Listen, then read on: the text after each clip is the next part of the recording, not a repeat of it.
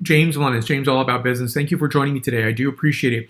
This subject is about user stories, so stay tuned. I'll tell you about this very important subject matter.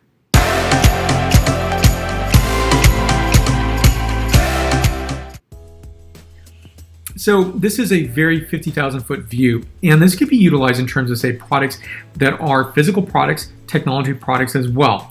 What is a user story? It's simply a short description of a product and feature, and it's from the current user's point of view. This is told from the user's own language and experience. Now, user stories help developers to organize and create future products meeting expectation and need.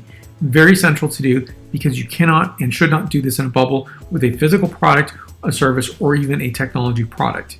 So we're going to look here at the Trader Joe's user story. I find this to be compelling. So a lot of people do know, especially in the United States, what Trader Joe's is, what the brand is. It didn't get here by accident. It was by purpose. It was by using user stories.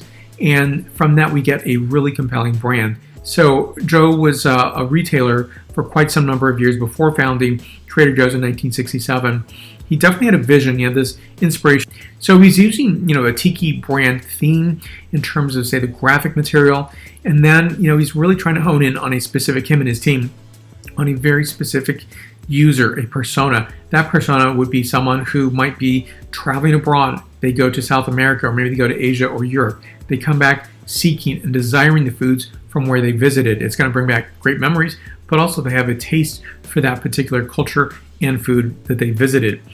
So in 1972, approximately, when you have this rollout of products or private label products going into each specific Trader Joe's, in there is a indication that there's going to be a lower price point, so you want to really optimize your customer flow. In addition to that, it's a premium product. So, importing things such as balsamico vinegar from Modena, maybe it's aged Gouda from Holland, maybe it is triple cream from France. There was different products coming in of a high quality nature that a particular persona or user was needing, wanting, desiring, and willing to pay for.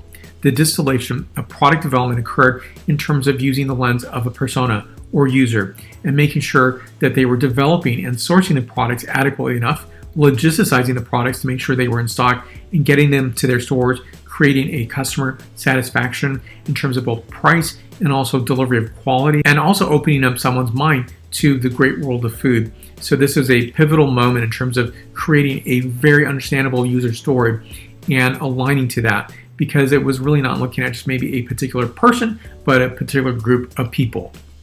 Now, a technical user story can look like this. So, persona is, I'm a user. I want a social media platform. The features, I want to connect with my family and friends in a safe environment. The need, I want it to be free and easy to use. I want it to be available on my desktop as well as a mobile application.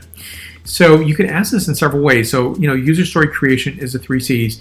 The cards are one way to get there, which is you give, maybe not today, especially in our 2020 period of time, that you're going to get a physical card, but maybe you're going to get some notification from your users, and they're going to write down features because you're going to post a question.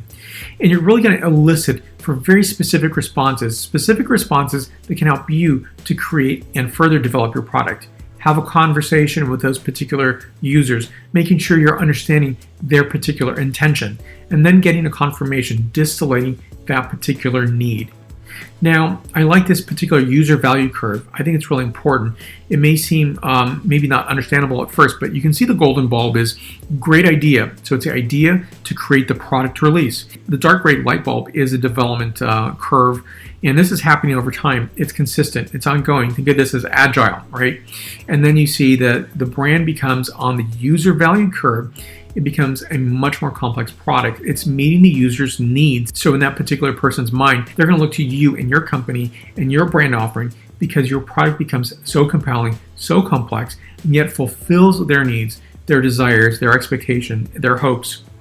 And I think this is something that happens all the time. So look at companies like Tesla, Trader Joe's, Apple, and so forth. The user value curve is that they're not just giving you something that's the same product that was 5 years ago that was released. They're giving you a new product, especially a new car in 2021, 2022. So think about Apple's operating systems. They can be pretty inane, right? But Apple has made it an event, a yearly event, and something that people look forward to. So what could be a very boring subject, operating system? I think Apple's made it an event, a yearly event, something you look forward to, something that has a promise of making your life better, your computing life better. So they've been giving out names, Lion or Mountain Lion, the Mavericks. So Apple has been all about, maybe made in another country, but designed in California. So are their operating systems. And so when you look at that, you look at Lion or Mountain Lion or Mavericks or Mojave, it feels very California-esque. It feels like you're at the center of having the most efficient and best operating system possible. Why? Because you want to move your life forward. You want to do things with an Apple computer that you may not be able to do in another computing operating system. So I think this is a fantastic way of marketing a release. There are limitations in terms of, say, product development. Now, the limitations in terms of getting the user story is it can be difficult to scale up. It can be vague information that you're getting, or maybe it's incomplete. It's also a lack of non-functional requirements you're getting that can't even be built today or even tomorrow. There are technical constraints. It's something that's very difficult to do. It's a desire, but it cannot be done in this particular release.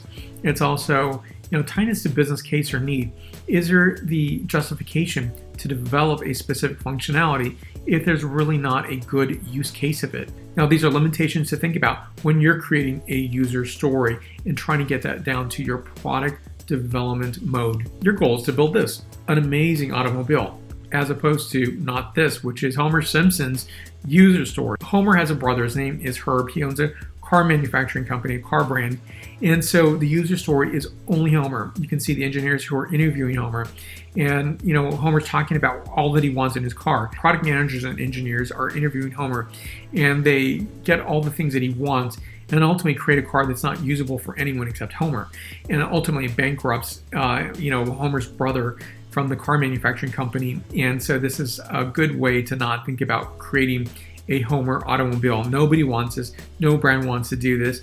And this is a good visible experience of when this is done in a silo. It's only done with one person versus user stories, plural. So thank you for watching. I do appreciate it. I think this is a very essential component to thinking about creating a physical product, creating a service, and creating a technical product, and doing so and making sure you're getting that feedback, that engagement of that particular user, and making sure you're writing down what they need and feeding that back in terms of what's being created, constantly listening and keeping that honed in terms of what they need. Thank you for watching.